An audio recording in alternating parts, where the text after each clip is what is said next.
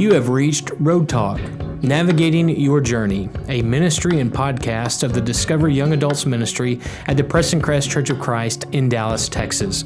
We meet at 9:45 on Sunday mornings, and we have small groups all throughout the week.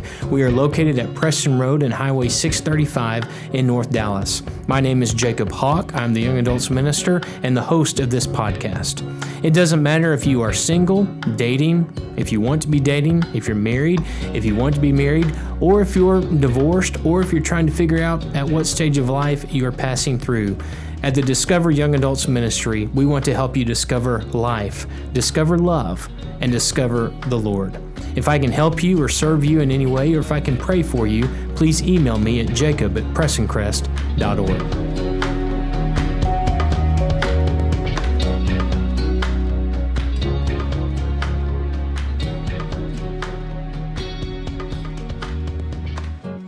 Well, I want to welcome you back to Road Talk, Navigating Your Journey. I hope that you've had a great week so far, wherever you are listening to this today. We are in a new series over some of the great hymns that we have sung in the church for many years, taking a look at not only the lyrics in those words, but the history behind them and how they relate to Scripture. I love the new songs. I think they are great. The music is beautiful, but I do think that we miss some of the rich history and theology that come from some great hymns. And so we're taking a few weeks to look at just a few of these hymns, their lyrics, and the stories behind the songs. If you're interested in the topic of hymnology and the history of hymns, I'd highly recommend a book. It is entitled Then Sings My Soul. It is written by Robert Morgan. You can find it on Amazon. There are several different editions of this book, but it is a great resource to know some of the stories behind some of your favorite songs. Today we're going to look at the great hymn called Abide With Me.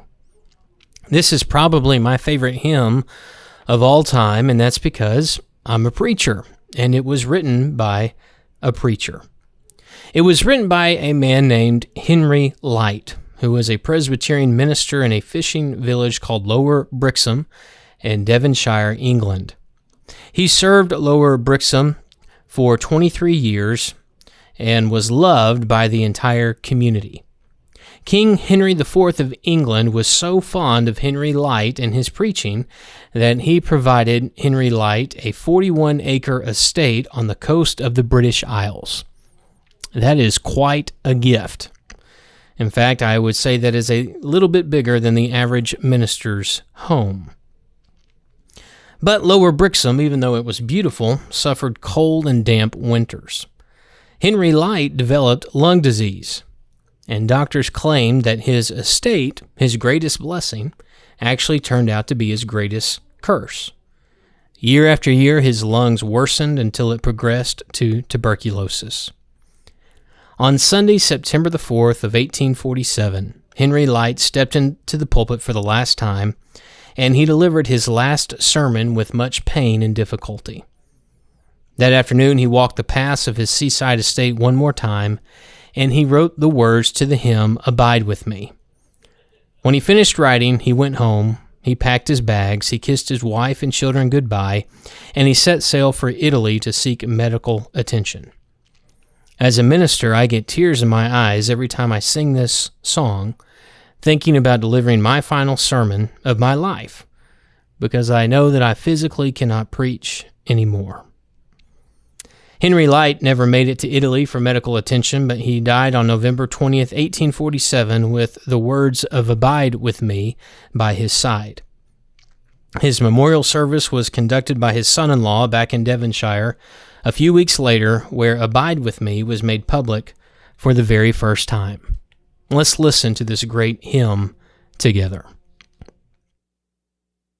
Abide with me, fast falls the eventide. The darkness deepens, Lord, with me abide. When other helpers fail and comforts flee,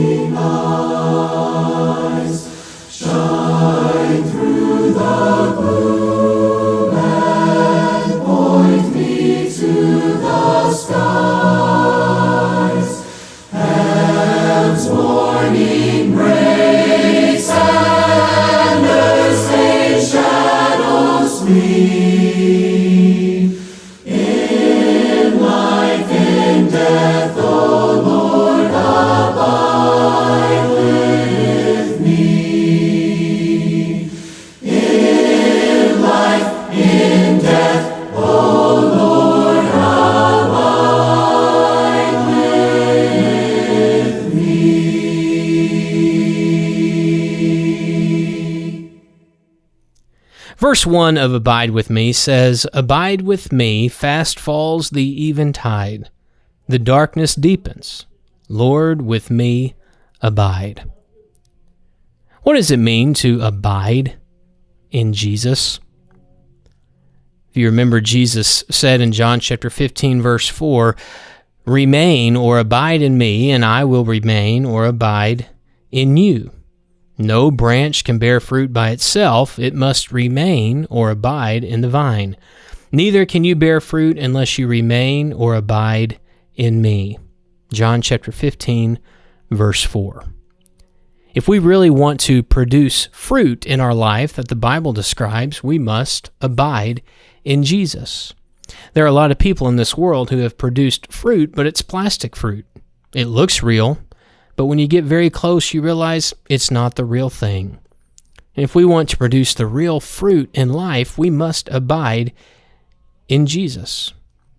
Later in that chapter, just 6 verses later, Jesus says, "If you obey my commands, you will abide in my Father's love, just as I have obeyed my Father's commands and abide in his love." It doesn't matter what you hear in the religious world. The Bible is very clear that obedience is how we prove our love for God. It's how we measure our relationship with God.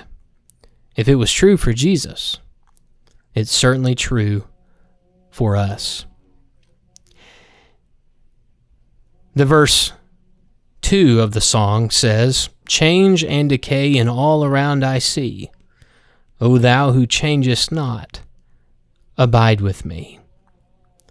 We understand why Henry Light could speak personally about change and decay with lung disease and eventually tuberculosis. But what does it mean to you? The half-brother of Jesus that we call James would make the statement, James chapter 4, verse 14, "You are a mist that appears for a little while, and then you vanish." There is so much in life that is uncertain. We don't know if things will remain the same. Chances are they won't. But the one thing that will always remain the same is God. He is the one who changest not. And as Henry Light cries out in the song, to the one who never changes, "Abide with me." But I think verse 4 is probably the most meaningful verse of the entire hymn, as Henry Light realizes he's about to die. Henry Light writes, "Hold thou thy cross before my closing eyes. Shine through the gloom and point me to the skies. Heaven's morning breaks and earth's vain shadows flee. In life and in death, O Lord, abide with me." How do we keep our eyes on the cross in every season of life? How do we know if we can be faithful to God, even in death? It's easy to hang on to God when things are going well. It's much more simple to loosen our grip when things are going poorly. But the Apostle John would write in Revelation chapter 2, verse 10, "Be faithful even to the point of death, and I will give you the crown of life." Some people have said that means be faithful until you die. And that is certainly a biblical message that we need to follow God all the days of our life. But John the Apostle, when he receives these revelations, he's not talking about being faithful until you die. John is saying be faithful even if being faithful requires your death. In life and in death, O Lord, abide with me. Without a doubt, Abide With Me is one of the most powerful emotional hymns in our hymn books, in our hymnals. Some historical records suggest that Henry Light wrote these songs just to be read, not to be sung. But because of their power, I believe singing them makes them even more special. It's even been said that the survivors of the Titanic said that as the ship was going down, many of the people on the decks were singing this song As early as the late 1800s, it had been translated into over a dozen different languages. And it still means so much to us today. Abide with me, O thou who changest not. Hold thou thy cross before my closing eyes. Shine through the gloom and point me to the skies. In life and in death, O Lord, abide with me. It's one thing for us to sing about abiding in Jesus. It's another thing for us to talk about us making the critical decision that we will never allow anything to get in the way of our abiding with the Lord. I hope you've made that decision. I hope that's the commitment of your life. As always, I encourage you to keep your eyes on heaven. Thank you for listening today, and I can't wait to be with you next time. God bless.